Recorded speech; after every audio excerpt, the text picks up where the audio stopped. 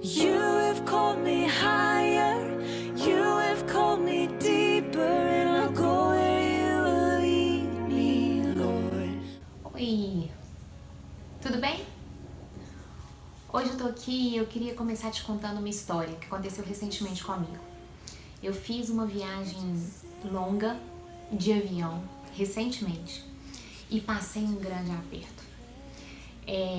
Eu tava pegando o meu último voo para chegar em casa e tinha conseguido pegar o voo mais cedo, então tava super feliz porque ia conseguir chegar em casa mais cedo, o tempo tava lindo, eu entrei dentro do avião, me acomodei na poltrona, tirei uma foto linda do tempo e comecei então a agradecer a Deus pelo tempo que o Senhor tinha me protegido, a viagem tinha sido muito estressante, mas o Senhor estava cuidando de mim. Comecei a pedir perdão porque eu estava muito com medo antes, muito temerosa por essa viagem antes, e Ele tinha cuidado de todas as coisas. E aí foi passando o tempo do voo. Quando a gente foi chegando perto do nosso destino final, o tempo mudou. Nuvens, o tempo escureceu e o avião começou a entrar em turbulência. O medo voltou, né? A tensão voltou, todos os passageiros, tinham poucos passageiros no voo, mas ainda assim, todos os passageiros tensos, calados, esperando acontecer alguma coisa. E nós ficamos sobrevoando o lugar que a gente iria pousar, mais ou menos uns 40 minutos, e então o piloto seguiu para outra direção. Antes dele seguir para outra direção, ele assumiu e falou, fez aquela comunicação, uma comunicação longa, explicou tudo o que estava acontecendo. E quando ele terminou de explicar, eu vi todo mundo mais tranquilo, voltaram a bater papo, conversar e tal. Só que eu não tinha entendido absolutamente nada do que ele tinha dito. Em primeiro lugar, pela tensão. Em segundo lugar, porque aqueles instrumentos de comunicação dentro da aeronave fazem aquele barulho, e aí a gente entende pouco. Mas na verdade, eu não tinha entendido nada, porque ele falava inglês e eu não sou fluente no inglês.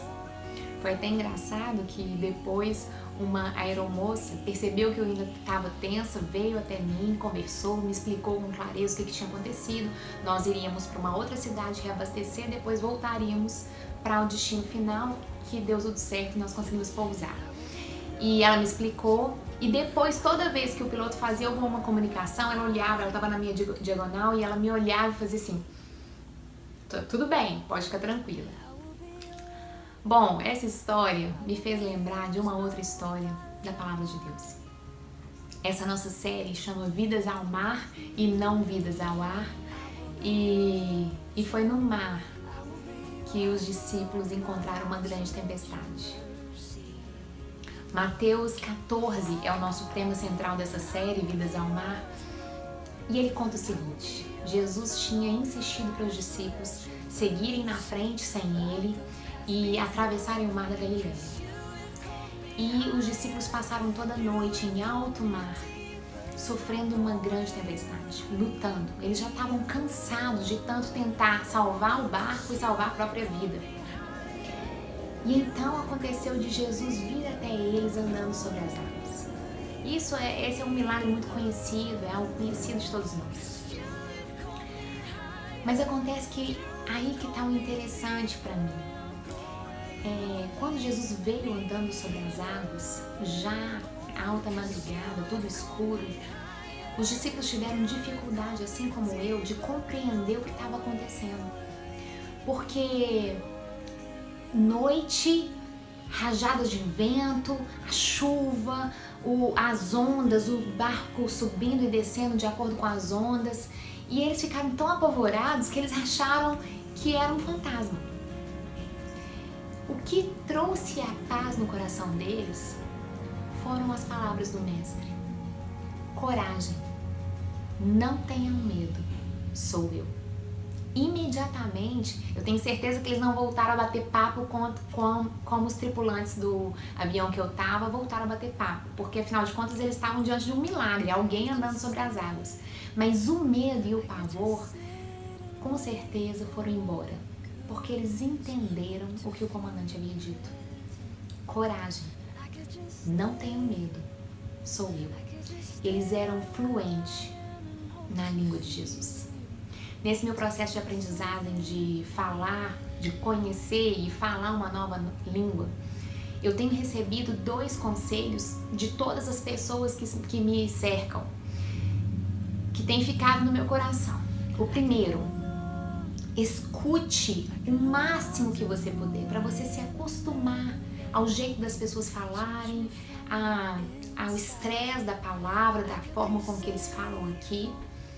E o segundo é: não tenha medo de falar. Fale, ainda que errado, ainda que como uma criança, mas fale. Interessante pensar que as vidas, sabe, de homens e mulheres que eu vejo que mais me impactam, que mais me causam, com quem eu mais aprendo, são vidas de pessoas que se esforçaram por aprender a conversar com Deus, que se esforçaram por aprender um novo idioma, que é o conversar com Deus. Uma dessas pessoas chama-se George Miller. George Miller foi um missionário e atuou na Inglaterra no século XIX. George Miller fundou um orfanato e durante a vida dele, ele cuidou de mais de 10 mil crianças. Mas o que mais me chama a atenção é isso, é que quando ele começou isso, quando o Espírito Santo levou ele a fazer esse trabalho, ele chamou toda a congregação e tornou público que ele iria iniciar um orfanato. Acontece que ele não tinha a casa onde começaria o trabalho, ele ainda não tinha ninguém que trabalharia com ele, exceto ele e a esposa, e ele também não tinha nenhum dinheiro para investir nessas crianças. E ainda assim, ele fez questão de tornar aquilo público.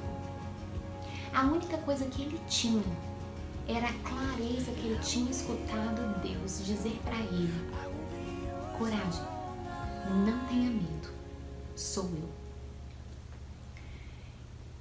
A história, o legado de George Miller ficou marcado principalmente pelas grandes experiências que ele teve com Deus. Ele fez um propósito, ao fazer esse orfanato, ele fez um propósito com Deus. Ele não compartilharia com ninguém quais eram as necessidades daquele orfanato ou as necessidades pessoais dele. Com ninguém, exceto com Deus. Isso significa que ele não fazia campanhas, ele não fazia, pedia doações, ele não fazia propaganda, ele não fazia divulgação do orfanato, ele não pegava empréstimos. Ele confiava totalmente que Deus iria prover todas as coisas. Ele tinha um diário de oração que ele mantinha, fazendo um registro de cada coisa que ele pedia e de cada resposta de oração. Tem um livro que conta a biografia dele que chama 1001 Orações Respondidas. E nesse diário ele escreveu assim: se Deus está nesse negócio, Ele mesmo irá prover. Muitas vezes as respostas de oração dele chegaram na última hora, quando às vezes as crianças estavam à mesa e não tinha nada para comer.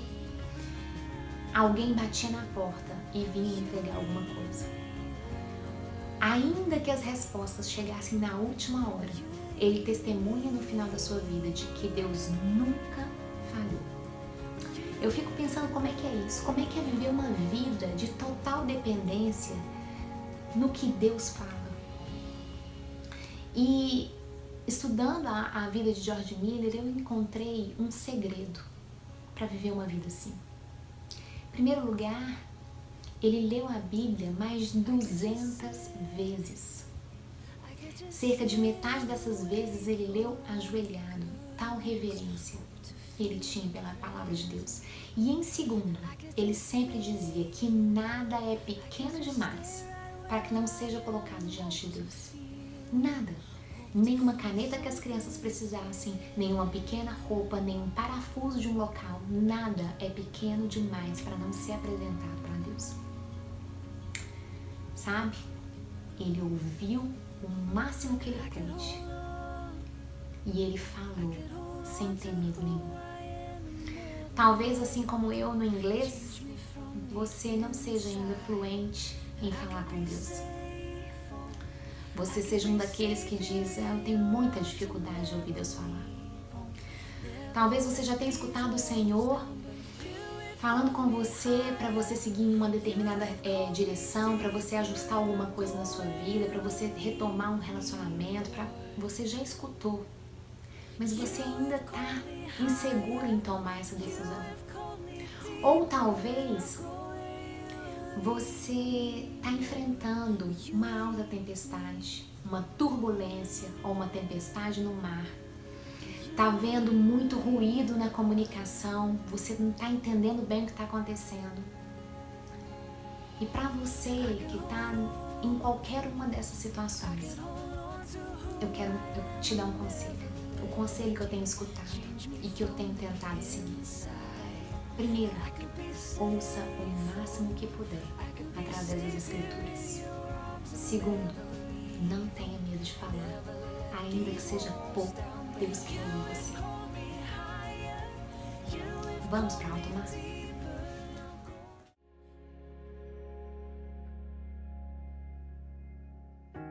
I will be yours, oh, I will be yours for